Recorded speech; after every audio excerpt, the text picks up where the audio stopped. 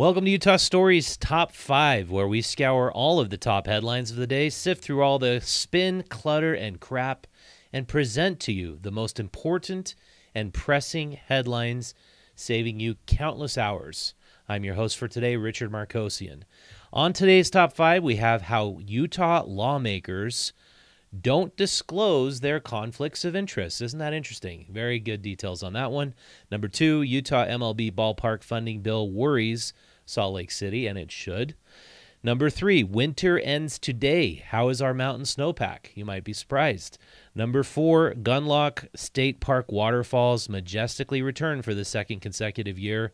Number 5, Utah's liquor bill will raise alcohol prices and permit more licenses. But before we get to our headlines, be sure to smash that like button, subscribe to our channel. And today's episode is brought to you by Utah Stories Magazine. So did you know that for just $3 a month, you can have Utah Stories Magazine, the whole experience of the print product delivered right to your home? That's right. Utah Stories has been in print for nearly 20 years, and the reason people still love reading it on paper is that it's a very fun and unique, tangible way to experience the real world around you.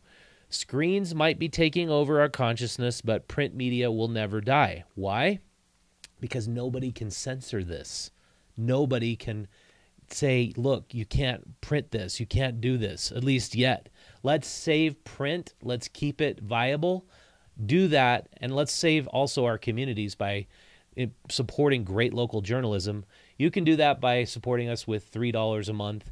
It goes right back into our journalism, everything we do here, and we have a lot of investigations we would like to get funded. So hop online, visit utahstories.com, and hit that subscribe button and get this delivered right to your door.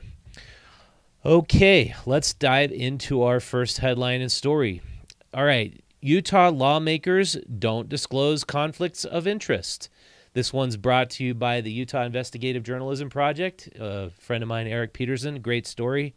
The Utah legislature is made up of part-timers whose day job shapes their approach to lawmaking, according to a report by the Utah Investigative Journalism Project in partnership with Salt Lake City Weekly. Can lawmakers' professional interest create conflicts of interest? Well, 40% of House members and 51% of senators are involved in real estate, but they don't list it as their primary occupation. Surprise, surprise.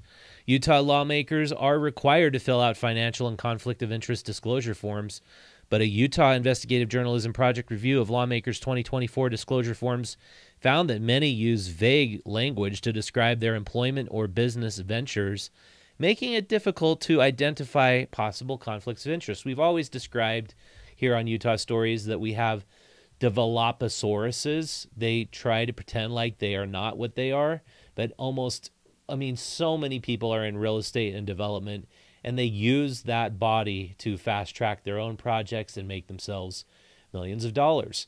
Not unlike our mayor did with her husband on the west part of town with some so-called affordable housing.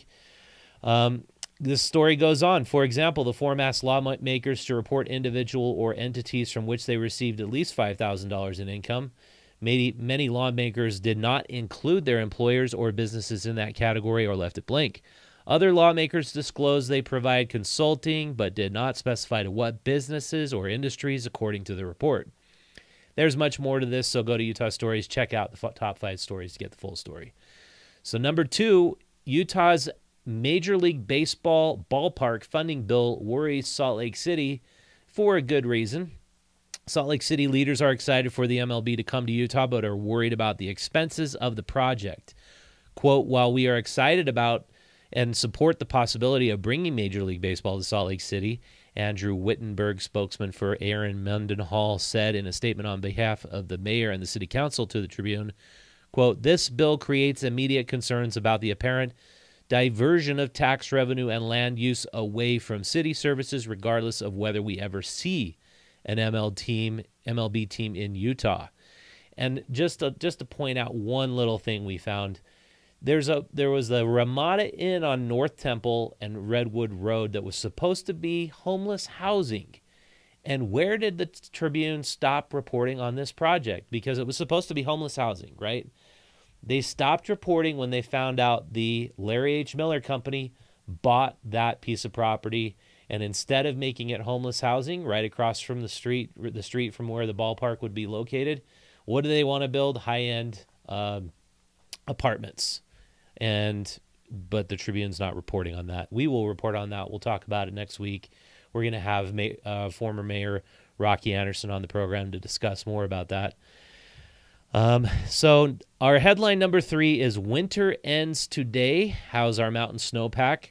Winter technically ends today, but how's our mountain snowpack doing? According to skiutah.com, this storm has wrapped up with significant snow and liquid levels. The next storm is coming Monday, is expected to be quite strong. Brighton received 12 inches or more in 24 hours.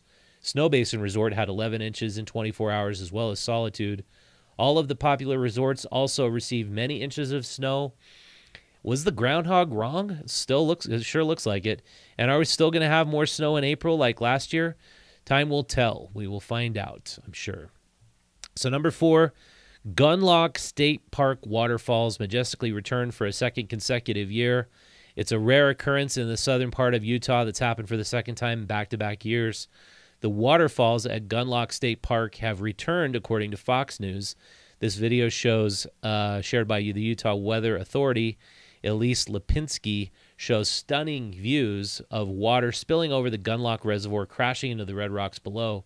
With even more storms expected to bring more weather across Utah, hopefully these stunning and rare views of Gunlock Falls continue.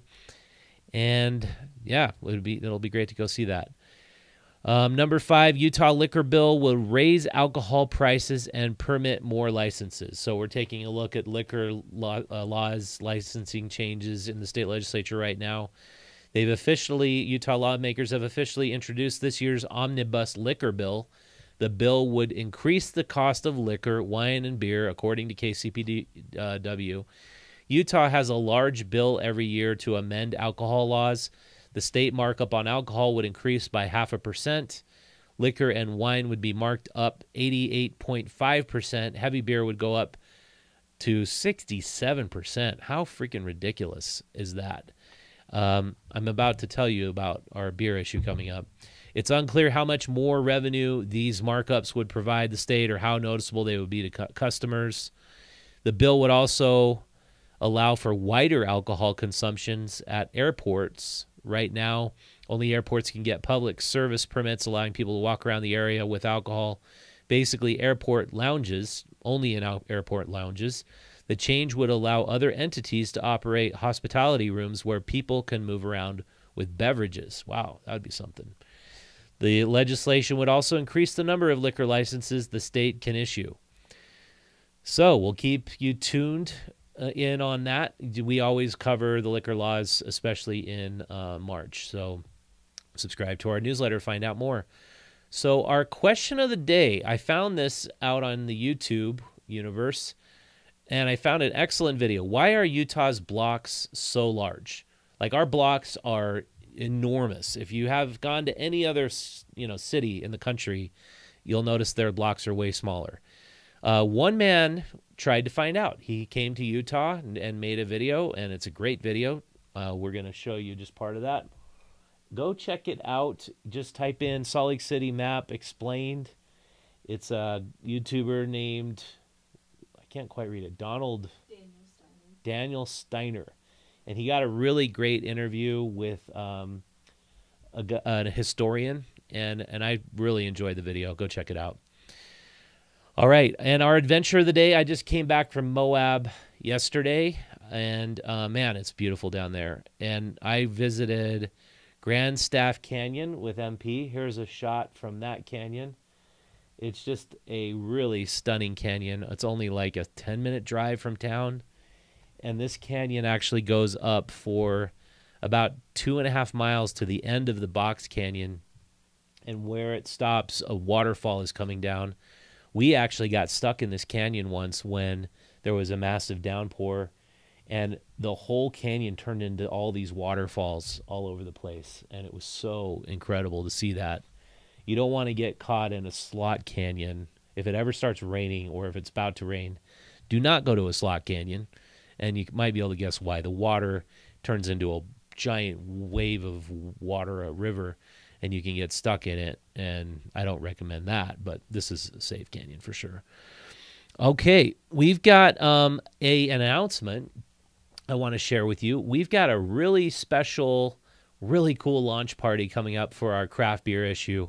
I'm actually going to crack open this beer basically to honor the event we are going to have. It's a Utah Stories night at Shades Brewing. It's the Shades Brewing location that's in South Salt Lake. And we're going to have a food truck there. We're hoping to have some live music, but we're going to have a really cool raffle. And we're going to be launching our beer issue. This is what our beer issue looked like a couple years ago.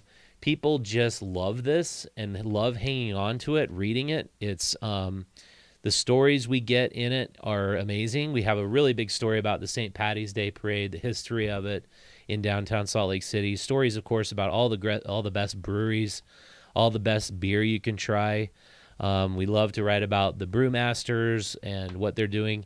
The reason why we love beer so much is beer really creates community. If you've seen how South Salt Lake got revitalized when TF Brewing opened up, Fisher Brewing, Saltfire, Level Crossing, those 4 breweries made South Salt Lake and near downtown Salt Lake so much cooler. And our state leaders need to understand that. And so by supporting craft beer, you're supporting local community, you're supporting craft made product and great local jobs. And so cheers to Shades Brewing. That event is going to be, mark your calendars right now. I'm going to say this date once. What is it, Allegra? March 15th from 7 to 9. Mark your calendar right now because it's a very important to come out and you'll have a great time. So I'm just going to sample this. This is called Slick City Citrus. Man, this is really good. It's an American-style IPA. It's from Shades, and yeah, it's awesome. Alrighty, so with that, thank you so much for joining me today. We're actually having a couple of giveaways this week I need to announce.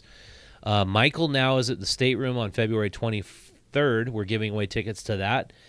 Go out to our Instagram, look for that. It's coming up soon. The Motet is at the Commonwealth on February 23rd. And you can get tickets for these events. A lot of people don't do it. I don't know why. Like we used to get tons of people entering in our giveaway. I think all you have to do is tag a friend or something like that. So people who participate win. So it's a great way to get free tickets. Alrighty. Thank you so much for joining me today. Remember, if you like this content, if you like what we're doing, you want to engage to a greater degree with your local community, go out and subscribe to either Utah Stories print magazine or our free digital newsletter. From the website, you can become a member. We're coming up with special member-only stuff. And now, if you become a member for March, now through March, we will give you 2 free Broovies tickets. You can go to a movie at Broovies. It's $5 a month to become a member. It's $3 a month to become a subscriber. So go check it out. Thanks for watching. I'll see you next time.